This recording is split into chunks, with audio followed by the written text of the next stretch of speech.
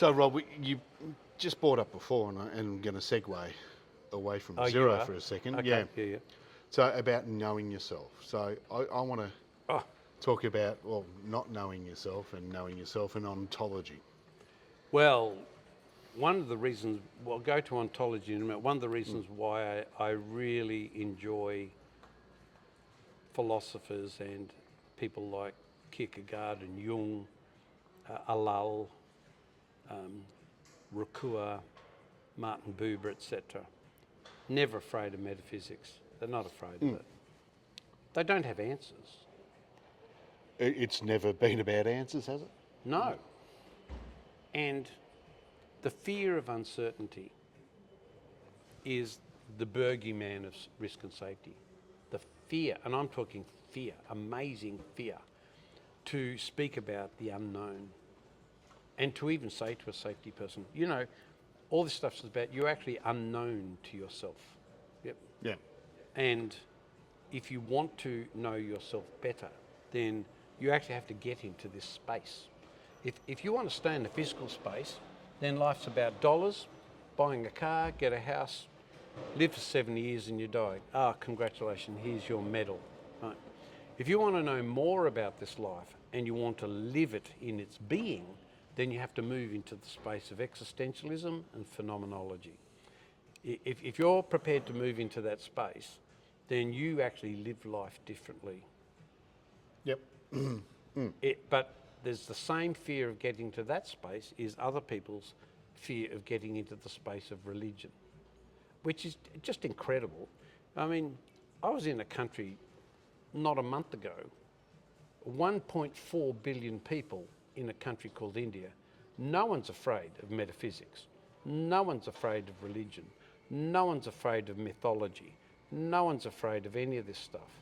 And you think, oh, but go to any, pub in Australia and mention the word religion and God, and apparently you've got a mental health issue.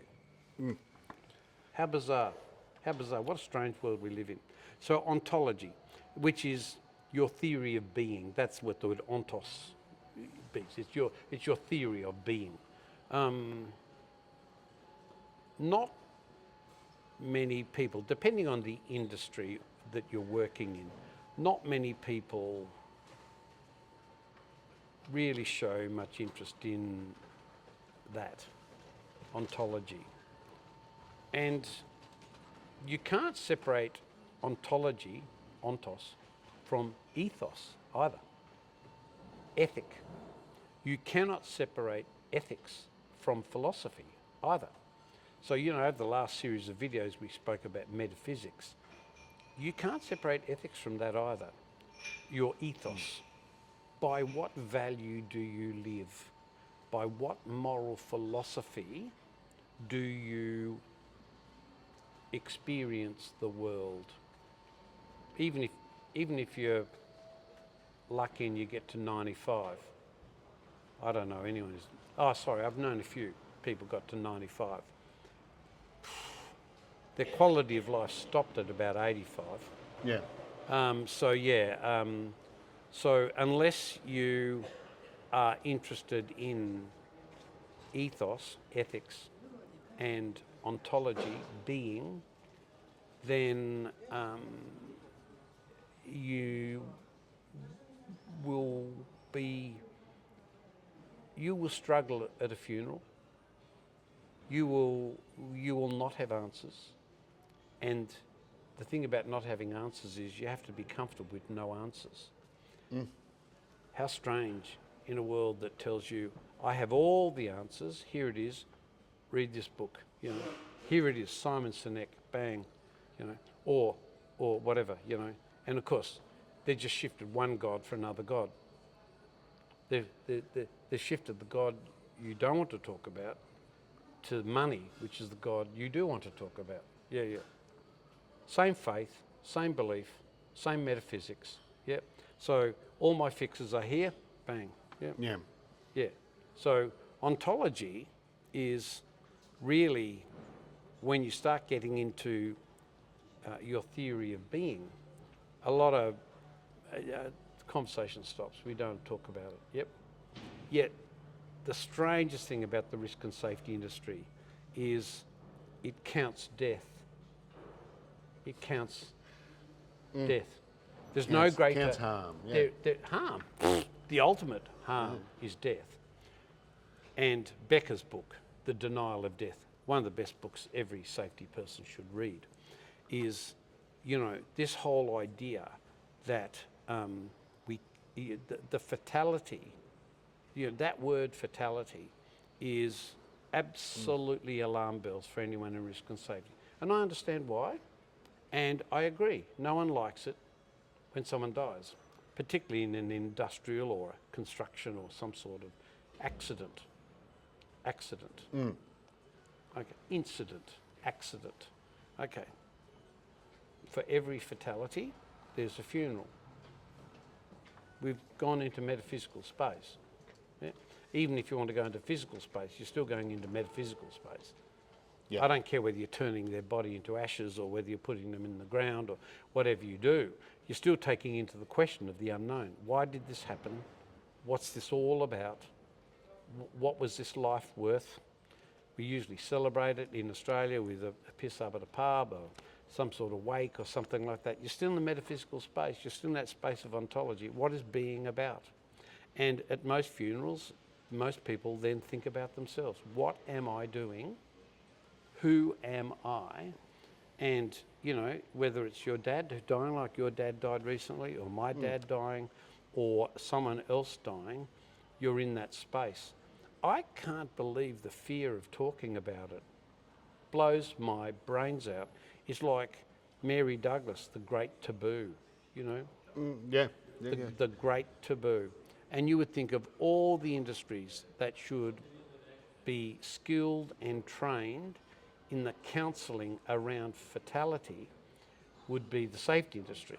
Of course, there is no training in counselling, there is no training in psychology, there's no training in any of this stuff. The least equipped industry in the world to deal with fatality is the safety industry. And it's interesting too then that with the concept of zero and this perfectionist behaviour is that this is the ultimate denial of that. It is the ultimate denial. It's absolutely astounding. We frame our whole world through zero, the infinite and fatality, and we count them and all this sort of stuff. But the last thing we want to talk about is fallibility and ontology. What is your theory of being? What do you live for? So it's interesting, it's only a theory. This is not even a cemented fact. Oh, well, but the moment Your you get theory of into being, safety, you go to a safety conference and, you know, what's the big badge on the door? It says, safety saves lives. Well, that's called soteriology. It's the theory of salvation. Safety saves lives. If you're talking about saving lives, you're in salvation. You're already in metaphysics. We keep coming back to the metaphysics. That's right. It's inescapable. It's well. And the moment you move there, the answer is, I don't know. We want certainty. There is no certainty. Yeah, that's the only certainty. Yeah.